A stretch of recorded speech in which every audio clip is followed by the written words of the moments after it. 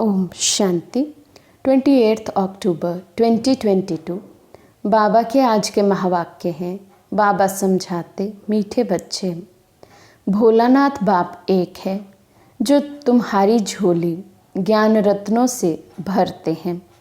वही कल्प वृक्ष का बीज रूप है। उनकी भेंट और किसी से कर नहीं सकते। प्रश्न है, बहुत बच्चे बाप को भी ठगने की कोशिश करते हैं, कैसे और क्यों?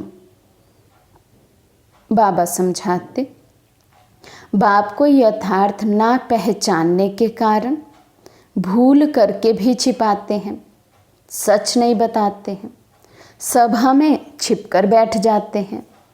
उन्हें पता ही नहीं कि धर्मराज बाबा सब कुछ जानता है। ये भी सजाओं को कम करने की युक्ति है कि सच्चे बाबा को सच सुनाओ। बाबा कहते, भूल कर बाबा से छिपाना, आकर सभा में अर्थात क्लास में बैठ जाना, बाबा को अपना सच्चा चाट नहीं देना, ये सजाएं बढ़ाने की विधि है। और यदि हम चाहते हैं कि हमारी सजाएं कम हो तो हमें अपना चाट, सच्चा चाट बाबा को बताना है। गीत है, भोलेनाथ से निराला कोई और नहीं। ओम शांति। बच्चे समझ गए हैं कि भोलानाथ सदा शिव को कहा जाता है। शिव भोला भंडारी।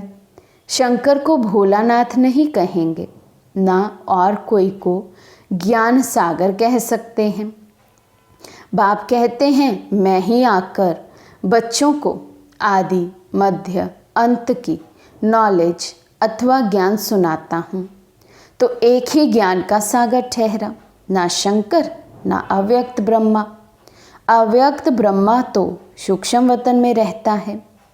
बहुत इस बात में मूंझते हैं कि दादा को भगवान ब्रह्मा क्यों कहते हैं, लेकिन अव्यक्त ब्रह्मा को भी भगवान नहीं कह सकते।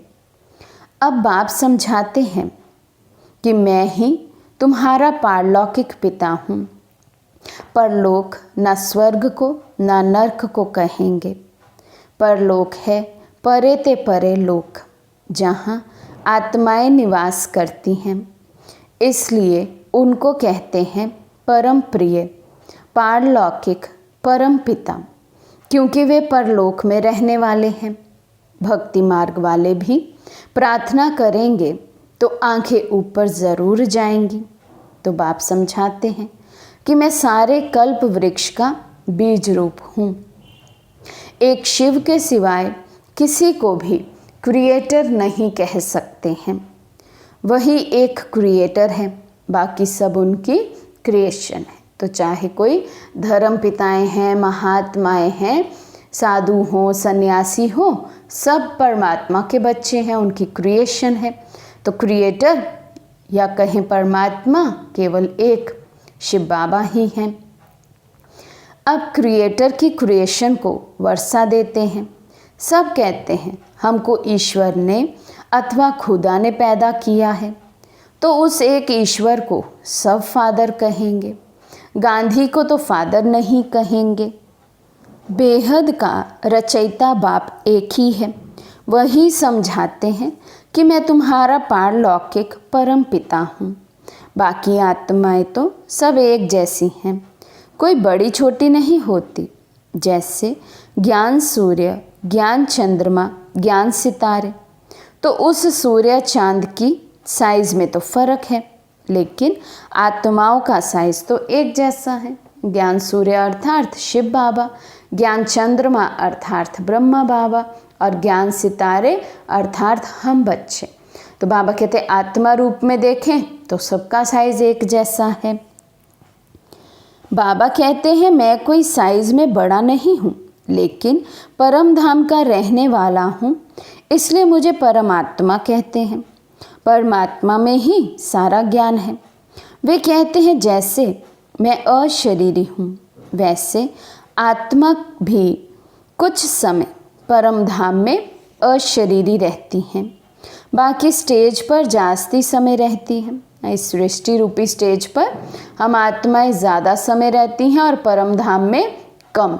और शिव बाबा का यहाँ पर आकर पाठ बजाना वो थोड़े समय का होता है और अधिक समय बाबा परम धाम में रहते हैं।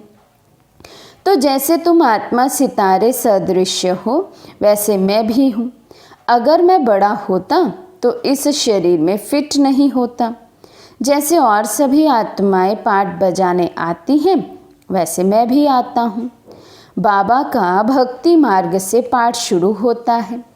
सतयुग त्रेता में तो पाठ है ही नहीं। अब खुद आकर हमको पूरा वर्षा देते हैं, अपने से भी 2 रत्ती ऊपर ले जाते हैं। हमको ब्रह्मांड और सृष्टि दोनों का मालिक बनाते हैं। ये तो हर एक बाप का फर्ज होता है, बच्चों को लायक बनाना। कितनी सेवा करते हैं। कोई के 7 बच्चे होते हैं, कोई डॉक्टर, इंजीनियर, वकील बनता है, तो बाप फूला नहीं समाता। लोग भी उनकी सराहना करते हैं कि बाप ने सब बच्चों को पढ़ाकर लायक बनाया है, परंतु सब एक जैसे तो नहीं बनते। कोई क्या बनते, कोई क्या। वैसे बाबा कहते हैं, मैं तुमको कितना लायक बनाता हूँ। ये बाबा देखो कैसा है, इसका स्थूल नाम रूप कोई है नहीं। दूसरे के तन में प्रवेश कर पढ़ाते हैं। ये हूबहू कल्प पहले वाली पाठशाला है। तो ज़रूर गीता के भगवान ने गीता पाठशाला बनाई है, जहाँ सबको ज्ञान घास ज्ञान अमृत खिलाया है। कोई कहते श्री कृष्ण की गौशाला, कोई कहते ब्रह्मा की, लेकिन है क्या जो शिव बाबा को शरीर ना होने कारण ब्रह्मा से मिला दिया है। बाकी श्री कृष्ण को तो गऊ पालने की दरकार नहीं। तो बाबा कहते वो तो प्रिंस है, प्रिंस को गऊ पालने की तो ज़रूरत नहीं है, गौएं चराने की ज़रूरत नहीं है। श्री कृष्ण को पतित पावन नहीं कहते। गांधी भी गीता को उठाए मुख से सीता राम उच्चारते रहते थे, क्योंकि वे राम कृष्ण कचमच सब में भगवान मानते हैं। पहले हम भी ऐसे समझते थे, हमारा भी बुद्धि का ताला बंद था। अब बाप ने आकर जगाया, सभी को कब्र से निकाल वापस ले जाते हैं मच्छरों सदृश्य। फिर उतरते धीरे धीरे अपने समय पर है। तो सभी आत्माओं को बाबा अभी आए हैं लास्ट में ऊपर वापस घर ले जाने के लिए। बाबा कहते सब आत्माएं इकट्ठी मच्छरों की तरह चलेंगी और फिर जैसे जैसे जिस आत्मा का पाठ होगा उस समय पर नीचे उतरेंगी। तुमको बाप समझाते हैं कि मुझे एक को याद करो। स्टूडेंट को भी बाप टीचर याद रहता है। तुमको तो बाप पढ़ाते हैं, यही तुम्हारा गुरु भी है। तीनों का ही फोर्स है, फिर भी ऐसे बाप को भूल जाते हो। ऐसे भी फुल स्टॉक कहलाने वाले, अर्थात ऐसे भी बच्चे हैं जो 5 मिनट भी याद नहीं करते हैं। तब कहते हैं अहो मम्माया, मैं बच्चों का ताला खोलता हूँ, तुम बंद कर देती हो। ज़रा भी विकार में गया तो बुद्धि का ताला लॉकअप हो जाता है। फिर भी सच सुनाने से सज़ा कम हो जाती है। अगर आप ही जाकर जज को अपना दोष बताएं तो कम सज़ा देंगे। बाबा भी ऐसे करते हैं। अगर कोई बुरा काम कर छिपाता है तो उसको कड़ी सज़ा मिलती है। तो धर्मराज से कुछ छिपाना नहीं चाहिए। ऐसे बहुत हैं जो विकार में जाकर फिर छिपकर सभा में बैठ जाते हैं, लेकिन धर्मराज से क्या छिपा सकते हैं, निश्चय नहीं है। तो ऐसे बाप को भी ठगने की कोशिश करते हैं, लेकिन साकार को भल ठग लें। निराकार बाबा तो सब जानते हैं। तुम्हें इस तन से शिक्षा भी वही दे रहे हैं। तुमसे बहुत पूछते हैं कि दादा के तन में परमात्मा कैसे आते हैं। ये तो गृहस्थी था, बाल बच्चे थे, इसमें कैसे आते हैं? क्यों नहीं कोई साधु संत के तन में आते हैं? लेकिन परमात्मा को तो पतितों को पावन बनाना है। जो पुजारी से पूज्य बना रहे हैं, ये भी जैसे बाजोली खेलते हैं। ब्राह्मण ही देवता, फिर क्षत्रिय, वैश्य, शूद्र, फिर ब्राह्मण, ये वर्ण भी भारत में है, और कहाँ वर्ण नहीं है। अब मैंने 15 मिनट भाषण किया, ऐसे तुम भी समझा सकते हो। बाबा करके डायरेक्ट बात करते हैं। तुम कहेंगे शिव बाबा ऐसे समझाते हैं, शिव अलग है, शंकर अलग है। ये भी साफ साफ समझाना है। ये है बाबा का परिचय देना। जब गवर्नमेंट का किताब निकलता है हु इज़ हु, वैसे ही who is who preordinate drama. हम कहेंगे ऊंचे थे ऊंचा शिव बाबा, फिर ब्रह्मा, विष्णु, शंकर, फिर लक्ष्मी नारायण, राम, सीता, फिर धर्म स्थापन करने वाले। इस रीति दुनिया पुरानी होती जाती है। तुम देवताएं वाम मार्ग में चले जाते हैं। अब बाप आकर जगाते हैं, कहते हैं सब मेरे हवाले कर दो और मेरी मत पर चलो। श्रीमत तो उनकी कहेंगे, बाकी लक्ष्मी नारायण, सीता, राम जिनको याद करते वे सब वाम मार्ग में चले गए। और कौन श्रीमत दे सकता है? तो बाबा कहते और तो सभी देव आत्माएं हों, चाहे सृष्टि में नीचे तो उतरती हैं, कलाएं तो कम होती ही हैं, तो उनकी श्रीमत नहीं कह सकते हैं। श्रीमत एक श्री श्री शिव बाबा की है, जिनकी कभी भी उतरती कला नहीं होती है। भक्तों की मनोकामना भी बाबा ही पूरी करते। भल कोई कचमच में भावना रखें तो उनकी भी भावना मैं पूरी करता हूँ। उसका अर्थ ये निकाला है कि कचमच सब में भगवान है। बाबा बहुत राज समझाते हैं, लेकिन समझने वाले नंबरवार हैं, तो पद भी नंबरवार है। ये डीटी किंगडम स्थापन हो रही है, धर्म नहीं।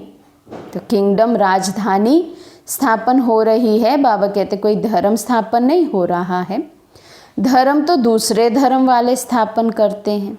शिव बाबा तो ब्रह्मा द्वारा राजाओं का राजा बनाते हैं। राजाओं का राजा का अर्थ भी तुमको समझाया है। तुमको विकारी राजाएं पूजते हैं, तो कितना बड़ा पद तुमको मिलता है।